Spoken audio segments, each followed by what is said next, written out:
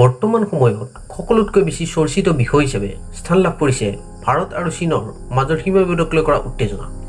এতিয়া ডাঙৰ প্ৰশ্ন হ'ল, ভাৰত আৰু চীনে আকৌ যুদ্ধত মিলিত হ'ব নেকি? যদি যুদ্ধ হয়, কোন জিকিব?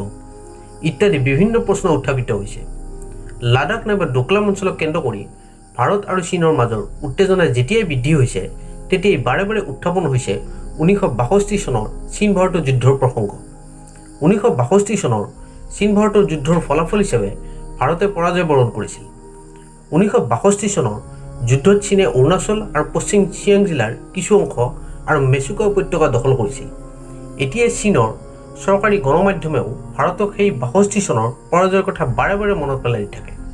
আৰু বহুত ভাৰতীয় মানুহেও এতিয়াও কৈ থাকে 1962 চনৰ সেই পৰাজয়ৰ কথা। সৰ্বদাই বিশ্বক ফাঁকি দি অহা চীনে হয়তো পাহৰিছে নাইবা পাহৰাৰ ভাও ধৰিছে 1967 চনৰ দ্বিতীয় চীন ভাৰতৰ যুদ্ধৰ কথা। আজি মই ক'বলৈ ওলাইছোঁ 1967 চনত আকৌ চীন ভাৰতৰ যুদ্ধ কিয় হৈছিল আৰু যুদ্ধৰ ফলাফল কি হৈছিল।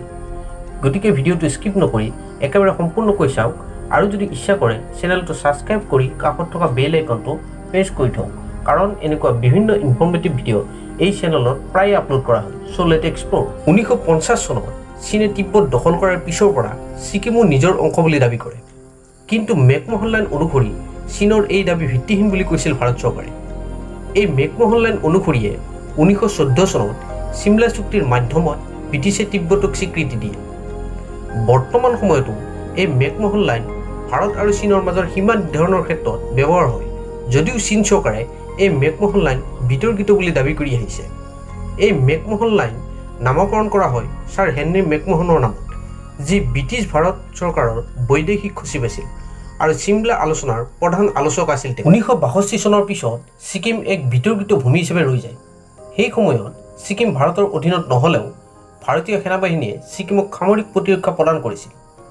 এই বিষয়ক লৈয়ে 1962 চনৰ মাত্ৰ 5 বছৰ পিছতেই 1967 চনত এই দুই মহাশক্তিধৰ দেশে আকৌ যুদ্ধত মিলিত হৈছিল। 1965 চনৰ পৰাই চীনে ছিকিমৰ সীমাৱৰ্তী অঞ্চলৰ পৰা লাউডস্পীকাৰৰ মাধ্যমত সকলো ভাৰতীয় সেনাবাহিনীক ছিকিম ত্যাগ কৰিবলৈ হুমকি দিয়ে আৰু কয়, তোমালোকে তৎক্ষণাৎ ছিকিম ত্যাগ কৰা, নহ'লে 1962 চনৰ নিচিনা পৰিস্থিতিৰ মুখামুখি হ'বলগীয়াত পৰিব। हिंदुस्तानी सैनिकों, सिक्किम चीन का है, इसलिए तुम लोग नथुला छोड़ दो, वरना 1962 वाला हाल करेंगे। 1967 চনৰ আগষ্ট মাহত হঠাৎ চীনা সৈন্যই সীমাৱৰ্তী অঞ্চলত যুদ্ধৰ প্ৰস্তুতি আৰম্ভ কৰে।